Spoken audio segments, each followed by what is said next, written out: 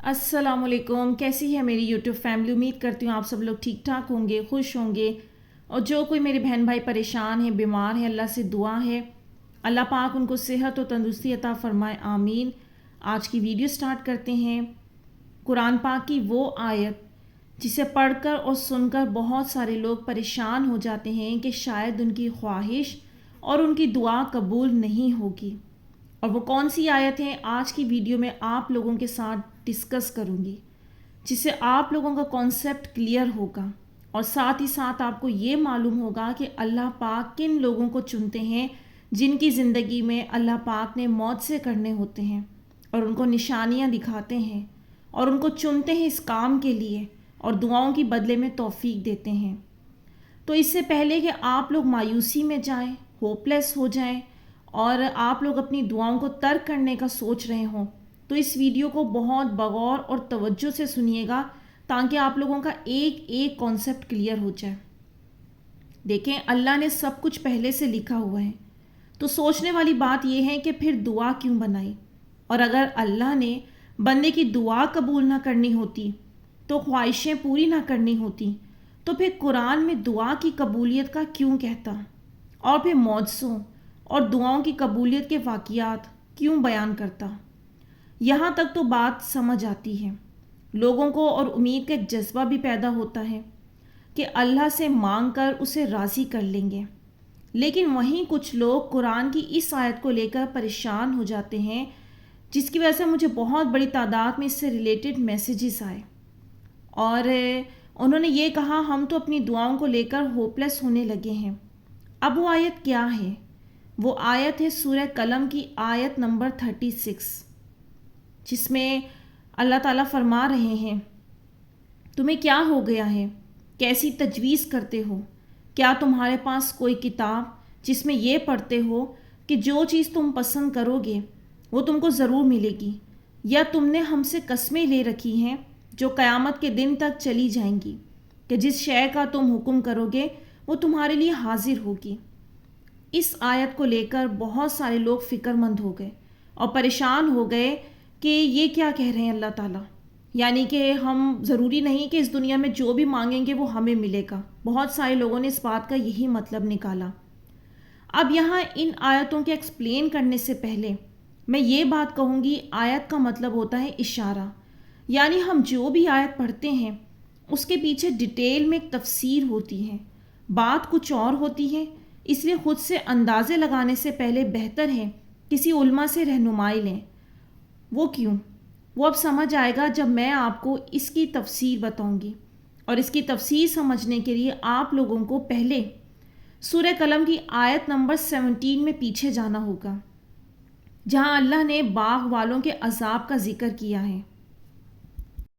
تو یہ آیت جس کانسیپٹ میں اللہ تعالیٰ نے اتاری ہے، اس کا ریزن اللہ تعالیٰ کا یہ ہے، یہاں ان کافروں کی بات ہو رہی ہے جو نبی صلی اللہ علیہ وسلم کی نبوت کو جھٹلا رہے تھے۔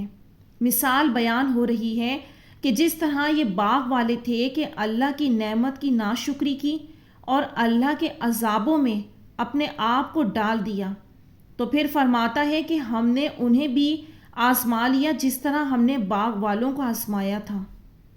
اور یہ باغ والے کون تھے؟ جو یمن کے رہنے والے تھے۔ ان لوگوں کو ان کے باپ دادا کے ورثے میں باغ ملے تھے۔ اس کا یہ دستور تھا کہ باغ کی پیداوار میں باغ کا خرچ نکال کر اپنے اور اپنے بال بچوں کے لیے سال بھر کا خرچ رکھ کر باقی نفع اللہ کے نام صدقہ کر دیتے۔ باپ کے انتقال کے بعد ان بچوں نے آپس میں مشورہ کیا اور کہا کہ ہمارا باپ تو بیوقوف تھا جو اتنی بڑی رقم ہر سال ادھر ادھر دے دیتا تھا، ہم ان فقیروں کو اگر نہ دیں اور اپنا مال باقاعدہ سنبھال لیں تو بہت جلد دولت مند بن جائیں، جس کی وجہ ان پر عذاب آیا اور راتوں رات اللہ پاک نے پورا باغ جلا دیا۔ جو سوچتے تھے صبح سے پہلے مسکینوں کے وہاں آنے سے پہلے ہم سارا پھل اتار لیں گے، اللہ نے ان کے لیے بھی کچھ نہ چھوڑا۔ ان میں ایک عدل و انصاف والا تھا، وہ بولا دیکھو میں تو تم سے پہلے ہی کہتا تھا کہ تم انشاءاللہ کیوں نہیں کہتے۔ یہ سب سن کر وہ ملامت کرنے لگے، ہم نے بہت ہی برا کیا کہ مسکینوں کا حق مارنا چاہا۔ پھر کہنے لگے کہ شاید یہ ہمارا رب ہمیں اس سے بہتر بدلہ دے۔ تو جب انہوں نے یہ بات کہی نا، تب اللہ پاک نے یہ آیتیں نازل کی۔ تو یہ آپ لوگوں کو میں نے پچھلی آیتوں کی تفسیر بتائی، اس لیے اللہ نے کہا تمہیں کیا ہو گیا ہے، کیسی تجویزیں کرتے ہو کہ تمہارے پاس کوئی کتاب ہے جس میں یہ پڑھتے ہو کہ جو چیز تم پسند کرو گے وہ تم کو ضرور ملے گی۔ تو اس کا مطلب ہے کہ گناہ گار اور نیکوکار دونوں کی جزا مختلف ہونا لازم ہے۔ کہ یہ سوچ لیں کہ مسلمان کا گناہ گار جزا میں یکساں ہو جائیں، قسم ہے زمین و آسمان کے رب کی کہ یہ نہیں ہو سکتا۔ اس لیے اللہ نے کہا یہ نہیں ہو سکتا۔ کیا ہو گیا ہے، تم کس طرح چاہتے ہو؟ یہ کیا تمہارے ہاتھوں میں اللہ کی طرف سے اتری ہوئی کوئی ایسی کتاب ہے جو خود تمہیں بھی محفوظ ہو اور گزشتہ لوگوں کے ہاتھوں میں تم پچھلوں تک پہنچی ہو، اور اس میں وہی ہو جو تمہاری چاہت ہے، اور تم جو کہہ رہے ہو وہی ہوگا، اور تمہاری بیجا اور غلط خواہشیں پوری ہو کر ہی رہیں گی؟ ان سے ذرا پوچھو تو کہ اس بات کا کون ضامن ہے اور کس کے ذمے یہ کفالت ہے۔ اب آپ لوگوں کو سمجھ آیا اصل بات اور حقیقت کیا ہے۔ ان آیتوں کی بیسکلی ہم سست بھی ہیں اور ریسرچ کرنے سے جان بھی جاتی ہے ہماری۔ آپ لوگ اپنے موبائلز میں قرآن کی تفسیر کے ساتھ بھی ایپس ڈاؤن لوڈ کر سکتے ہیں کہ جو آیت سمجھ نہ آئے اس کی تفسیر پڑھ لیں، لیکن میجورٹی لوگ غلط مطلب سمجھ کر ڈپریشن میں چلے جاتے ہیں اور یہ سوچنے لگتے ہیں کہ یہ تو ان سے کہا جا رہا ہے اور ان کی دعائیں ریجیکٹ ہو جائیں گی، ان کی خواہشات ریجیکٹ ہو جائیں گی۔ اور اس آیت نے بہت سارے لوگوں کو ٹینشن میں ڈال دیا۔ ہم تو جو دعائیں اٹھ کر تہجد میں مانگ رہے ہیں، دن رات اللہ کو راضی کر رہے ہیں، مطلب سب ویسٹنگ آف ٹائم ہے کہ ضروری نہیں کہ ہماری ہر خواہش پوری ہو۔ ان لوگوں نے یہ جاننے کی زحمت ہی نہیں کی کہ یہ آیت اللہ تعالیٰ نے کیوں نازل کی، اس کے پیچھے کیا کہانی ہے، کیا واقعہ ہے۔ ایسے کیسے خود سے سوچ لیتے ہیں؟ کامن سینس کی بات ہے۔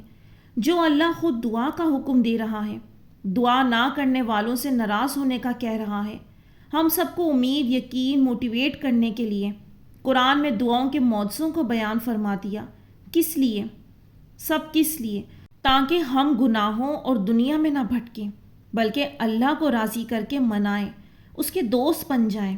جو ہمارا ریلیشن شپ اللہ سے دعا کے ذریعے سٹرونگ ہوتا ہے نا، شاید اور کوئی سبب اتنا نہ بن سکے۔ ایسے میں آدھی ادھوری بات سن کر خود کو مایوسی میں لے جانا بیوقوفی ہے۔ یہ تو ایک لڑکی بہت زیادہ پریشان میرے پاس آئی، اس آیت کے بارے میں بہت زیادہ فکر مند تھی، اور پھر جتنے زیادہ اور اس سے زیادہ متعلق میسیجز آئے تو پھر مجھے اس آیت سے ریلیٹڈ ویڈیو بنانی پڑی۔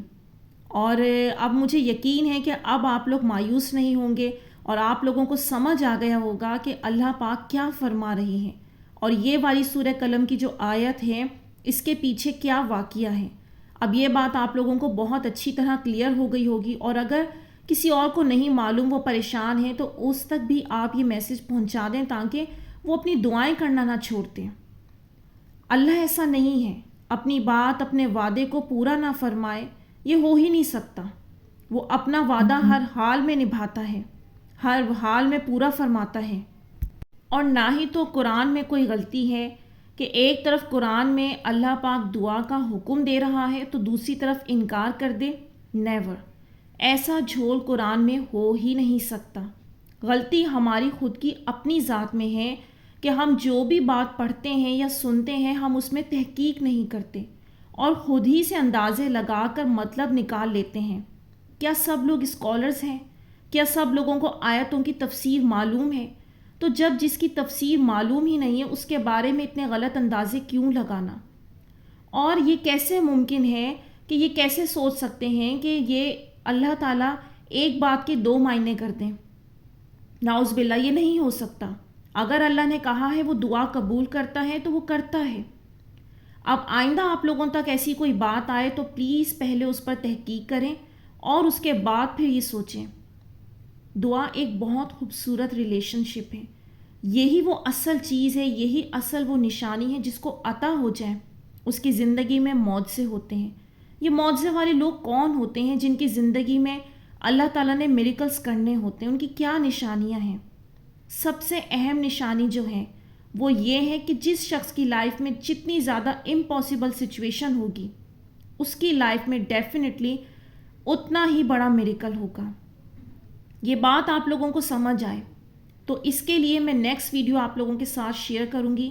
جو سیریز ہے ہماری آزمائش ختم ہونے کی نشانیاں، ان میں آپ لوگوں کے ساتھ ایک بالکل ریئل اسٹوری شیئر کروں گی.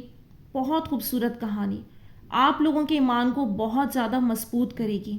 اور یہ جو میں نے بھی آپ لوگوں کو نشانی بتائی ہے میریکلز والوں کی، کہ ان کی لائف میں سب دی اینڈ ہو جاتا ہے، اور وہی لوگ ہوتے ہیں کہ جب رب تعالیٰ سے جڑتے ہیں اور ایفرٹ کرتے ہیں تو اللہ پاک کتنی خوبصورتی کے ساتھ کہ عقل دنگ رہ جائے. بہت خوبصورت کہانی ہے. نیکسٹ ویڈیو میں آپ لوگوں کے ساتھ شیئر کروں گی. یہاں میں ویڈیو کا اینڈ کرتی ہوں. امید کرتی ہوں آج کی ویڈیو نے آپ لوگوں کو کچھ ہیلپ کی ہوگی، کچھ مدد دی ہوگی. تو اب مجھے دیجیے اجازت. اپنی دعاؤں میں یاد رکھیے گا، کمنٹس میں اپنی رائے کا اظہار ضرور کیجیے گا. انشاءاللہ نیکسٹ ویڈیو میں ملوں گی. اللہ حافظ.